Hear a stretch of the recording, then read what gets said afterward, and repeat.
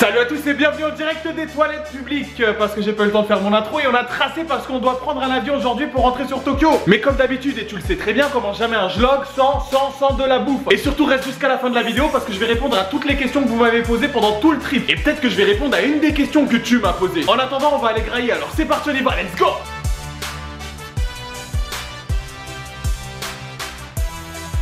Bon, on a tourné un petit peu dans la ville, mais le problème c'est que là c'est la journée et tous les yatas ils sont fermés, il n'y a pas de street food, rien du tout. Je te conseille quand tu voyages et que tu es en galère de restaurant, n'hésite pas à aller dans les centres commerciaux, tu peux toujours trouver un truc. Et à Fukuoka il y a un complexe vraiment géant, donc on va aller voir ce qu'on peut trouver.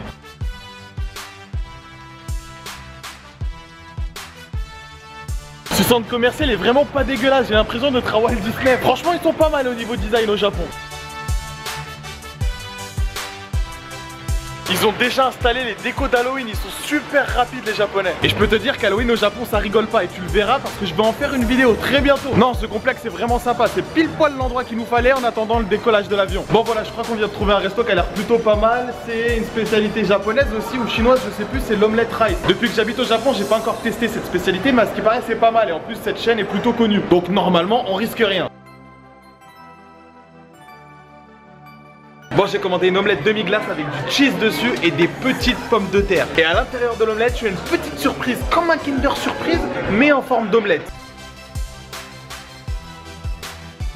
Oui, c'est une omelette rice, donc forcément dans l'omelette, il y a du riz. Bah oui, parce que le nom c'est omelette rice, donc forcément dedans tu vas trouver du riz. Tu vas pas trouver une raquette de tennis. Sinon ça serait omelette raquette de tennis. Pas pareil. C'est maintenant l'heure de la dégustation, alors va chercher ton assiette de pâtes.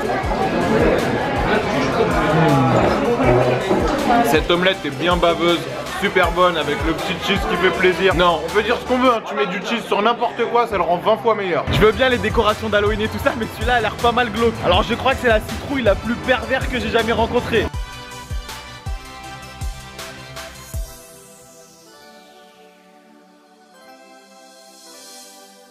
En attendant l'heure d'aller à l'aéroport, je voulais tuer le temps dans le centre commercial et j'ai trouvé le magasin Shonen Jump. Bon, normalement tu connais le Shonen Jump, tu sais c'est le magazine qui paraît chaque semaine avec tous les mangas les plus connus, genre Naruto, Dragon Ball Z et tout le reste. Ce genre de magasin c'est parfait pour tuer le temps, moi qui suis un fan de manga, je peux y rester des heures et des heures, même des jours. Je suis un gros fan de manga, j'en lis tous les jours mais j'en parle pas beaucoup sur la chaîne YouTube. Mais dis-moi si ça t'intéresse que j'en parle, écris-le moi dans les commentaires, on sait jamais, peut-être qu'un jour. Est-ce que ça te tente un pyjama boubou? Il te donne même la capuche pour avoir la queue de boubou sur la tête. C'est bizarre comme phrase ça, la queue de boubou sur la tête. Vous pouvez pas faire ça, non. Boruto plus N-Spinner, oh mon dieu. T'as aussi des gachapon pour gagner des toutes petites figurines. Bon moi j'y joue jamais parce qu'à chaque fois j'ai la plus pourrie donc ça sert à rien. Bon ça y est, c'est terminé pour la pause manga. Maintenant c'est l'heure d'aller à l'aéroport pour pas louper l'avion. Et n'oublie pas de me dire en commentaire si ça t'intéresse qu'on parle de manga sur cette chaîne.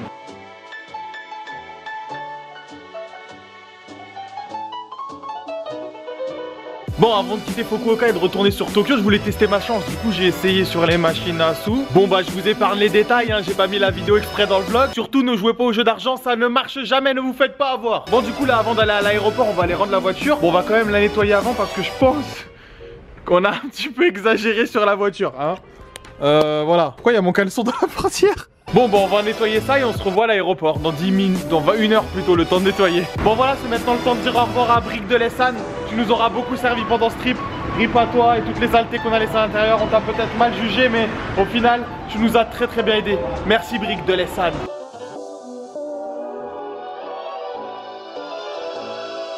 Bon voilà, là on est à l'aéroport et on attend l'avion parce qu'il a 1 heure de retard. Alors on va checker toutes les boutiques hein, quand t'es en galère. J'ai trouvé ce machin là qui a l'air assez drôle, regardez. Il est juste accroché à une ficelle avec une petite hélice. Pour tuer le temps en attendant le retard de l'avion, quoi de mieux que de manger? Alors j'ai pris une petite spécialité d'ici qui s'appelle... Je me rappelle plus du nom, mais ça a l'air bon et c'est à la framboise. Va chercher ta demi-assiette de pâtes parce que t'as vu c'est tout petit là. C'est super bon, c'est pas à la framboise mais c'est à la fraise. Apparemment cet avion a été construit pour des personnes de petite taille. Bon ça y est, l'avion a atterri avec presque 1 heure de retard. Maintenant on va rejoindre Tokyo grâce au Skyliner, un train super rapide et qui coûte super cher. Mais bon il est tard, on a du montage à faire. Donc voilà, on a payé 3000 yens. Ça y est, on est dans le métro à Tokyo, mais on n'avait pas prévu un truc, c'est que juste avant on était dans le sud du Japon et il faisait chaud. Et maintenant il caille sa race de ouf. Et je suis en short et en t-shirt. Donc laisse tomber, je suis en train de mourir. Donc là on trace à la maison et on va se taper un bon petit repas. Et après je vais répondre aux questions que vous avez posées sur Twitter. Il fait encore plus froid que ce que je pensais tout à l'heure dans le métro. Mais bon là on s'est trouvé un petit resto, tu vas voir. On va se faire plaisir. Bon on est au Japon, mais on va pas manger japonais. Ce soir on va se mettre mal. Pour fêter la fin des vlogs, on va manger un bon burger américain de gros là. Et là, petit burger caché au milieu de nulle part, dans une allée sombre.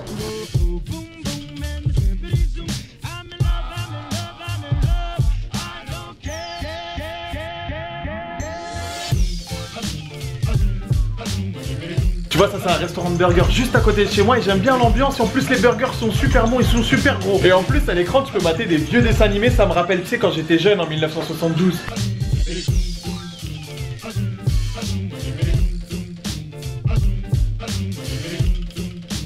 Bon voilà, les burgers géants sont arrivés. Regarde ça, c'est pas de l'arnaque hein. Bon maintenant le plus dur ça va être d'essayer de le manger hein. Regarde la taille de ma bouche. Regarde la taille du burger. Il doit faire 2 ou 3 fois la taille de ma bouche.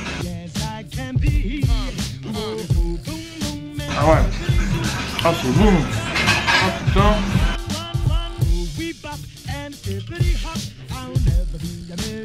Ça y est, on vient tout juste de rentrer à la maison, on est à Tokyo et ça annonce la fin des vlogs. C'est terminé, une vidéo par jour et le trip autour du Japon c'est maintenant terminé. Et pour finir en beauté, je vous ai demandé de poser des questions sur tout le trip, sur Twitter, Instagram, Snapchat. Je vous ai demandé des questions que vous vous posiez à propos du trip et vous m'avez envoyé pas mal de questions. Première question, allez, c'est bon. Première question, est-ce que vous avez pécho vivement la prochaine saison? Jérémy 27 460. Bah non, on n'a pas pécho. Non, à part non, on n'a pas pécho. Mais même si on avait pécho, je pense pas qu'on vous le dirait. Combien de kilos vous avez pris les gars? Vous avez trop mangé? Je crois que j'ai dû perdre du poids. Apparemment lui il a maigri. Moi j'ai dû prendre dans les 25 kilos, à peu près 25 par jour. Ça c'était pas une question ça. Je viens de recevoir une nude en direct. Bah c'est gentil hein, merci. Allez. Je pense sur Twitter aussi. Ouais vas-y on va faire sur Twitter. Sur Snapchat. Parce que c'est le bordel. Sur Snapchat tu reçois des photos de mecs torse nu tout ça. Qu'est-ce que... On va passer sur Twitter. KTH qui demande ça fait quoi d'avoir mal réservé les hôtels 2 jours d'affilée? Ça pique surtout au moment où tu te rends compte que t'as nulle part où dormir pendant la nuit. Mais c'est rigolo. Mais c'est rigolo, on a bien rigolé. Ça rajoute un poil de piquant dans l'aventure. Mehdi de la chaîne Road to NZ, à quand le prochain trip? Bah pour l'instant c'est pas encore programmé, mais ça peut arriver, ça va sûrement arriver. Akumax au final il t'est revenu à combien ce road trip? T'as compté toi? Je pense qu'il vaut mieux pas qu'on compte. On va manger des pâtes pendant un très long moment je pense. Elio, quel a été le meilleur onsen et le meilleur repas que vous avez fait pendant ce trip? C'est quoi le meilleur onsen pour toi? Moi le meilleur onsen c'était la grotte. Ouais pareil, la grotte je pense que c'était vraiment stylé. Alors le meilleur repas c'était peut-être pas forcément le meilleur, le plus bon, mais on a passé un super moment, c'était quand on était au street food avec les 2 filles, c'était un pur délire. Je suis d'accord avec Laurent.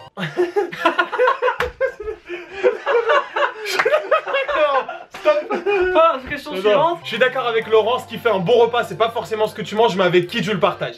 C'est beau ce que tu dis, putain, merci. c'est beau. Merci, c'est venu comme ça tout seul. Hamburger Frites qui demande quel était ton meilleur souvenir pendant ce road trip. Moi c'est simple, le meilleur souvenir c'est quand on était dans la voiture et qu'on s'est rendu compte qu'on n'avait pas d'hôtel. 2 fois, 2 jours d'affilée. C'était en même temps la crise de panique.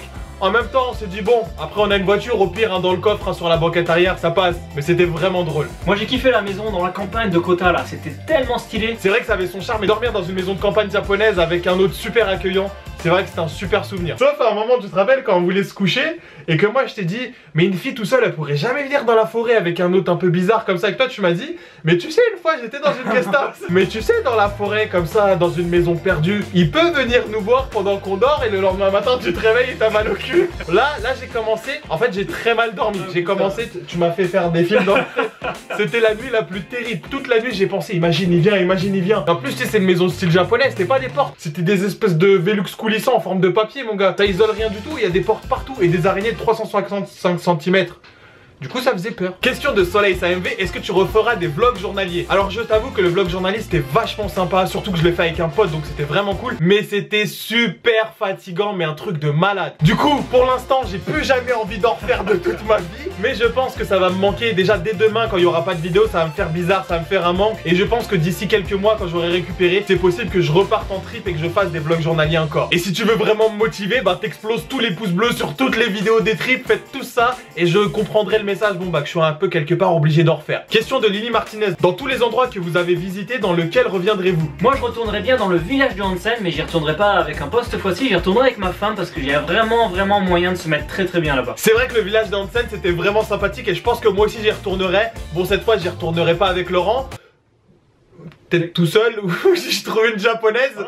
Voilà, ou une abonnée, ça peut être une abonnée, c'est possible. Alors viens sur mon Instagram et envoie-moi des messages.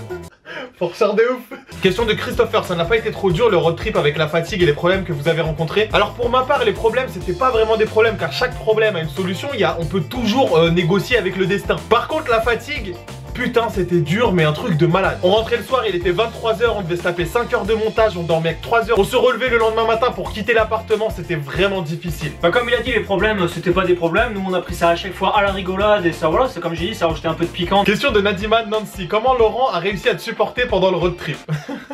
Je sais pas, faut lui demander. Ah, en vrai vous croyez que je suis un mec relou tout ça, mais moi je fais des blagues H24 hein. T'as rigolé non? J'ai rigolé. Ouais, oui, on a bien rigolé.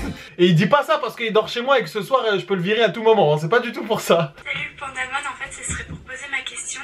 J'aimerais connaître ton vrai nom parce que depuis que Laurent Cassia a failli le dire, ça m'intrigue. Je m'appelle Robert, enchanté. Yanis Gilman, est-ce qu'il est nécessaire de savoir parler japonais pour réaliser un trip comme le vôtre? Alors moi personnellement je peux pas vraiment répondre à cette question parce que du coup je baragouine un peu de japonais et je comprends. Mais je pense sincèrement que toutes les personnes qui vous font croire qu'il faut absolument parler japonais pour réaliser ce genre de choses, c'est complètement faux. Tu vas galérer, c'est sûr tu vas galérer, mais t'as pas besoin de savoir parler la langue pour t'éclater et faire un trip de ouf. Voilà, c'est maintenant la fin de cette vidéo et la fin de ce long trip. Si tu veux que je reprenne les vlogs journaliers un jour, n'hésite pas à exploser le compteur des pouces bleus. Je me suis vraiment éclaté mais ça demande énormément de travail et c'est super fatigant. Alors j'ai besoin que vous me motiviez à fond pour retenter l'aventure. N'hésitez pas à vous abonner sur nos deux chaînes. Tu peux aussi me rejoindre sur Twitter, Instagram, Facebook, Snapchat et tous les autres réseaux sociaux. Je me laisse un petit week-end de repos sans vidéo et on se revoit mercredi. Et comme d'habitude tous les mercredis et les samedis à 18 h 30 pétante. Et sur ce, prends soin de toi.